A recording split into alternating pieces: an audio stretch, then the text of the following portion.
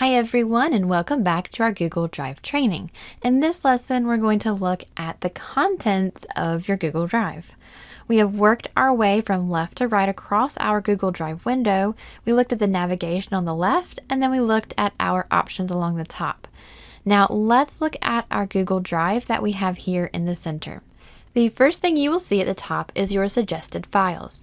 These files are based on your most frequently used or most recently opened files. There is a setting to turn this off, which we will cover in our next lesson. I'm going to have mine turned off now just for easier viewing. Right now I am in the list view, so looking left to right, there are the names of my folders and files, followed by the owner, the last modified, and then the file size. Now remember, we talked about different views. When I am in grid view, I will see just the icons or previews of the files and folders. Working from this list view, let's first take a look at our hover actions. These are similar to the hover actions that you will see in Gmail. As I hover, I have the option to share, to download, to rename, or to add a star. For more actions, I can click the three dots on the far right.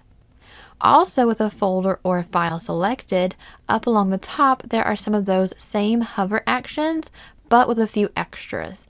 There is share again, download again, but this time there is an option to move the file or folder and an option to quickly grab a copy of the link to that file or folder. Also, with this file or folder selected, I also have those three dots again for more actions. Another option for accessing all files and folder actions is just to right-click on the file or folder.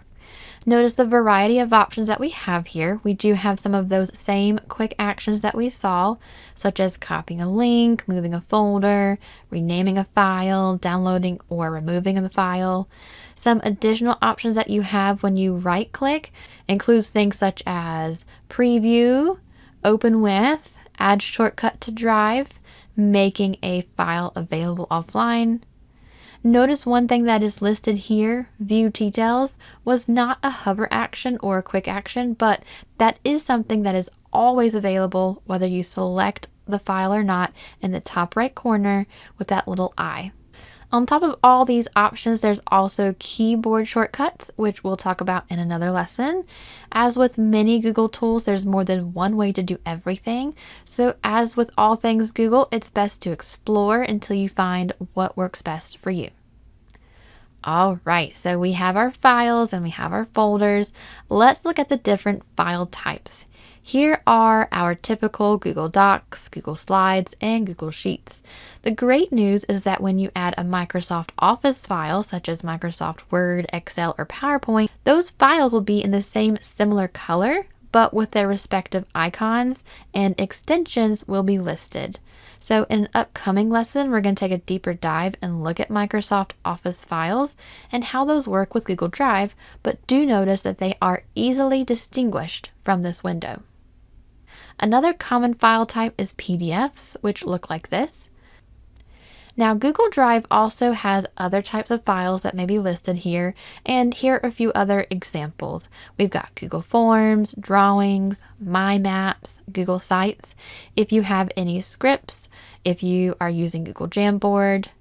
Now, notice the color and the icon associated with each. Great, so hopefully now these colors and these icons will help you understand what a file is before you open it and access it. If you're not a subscriber, click down below to subscribe so you get notified about similar videos we upload. To see the full course that this video came from, click over there.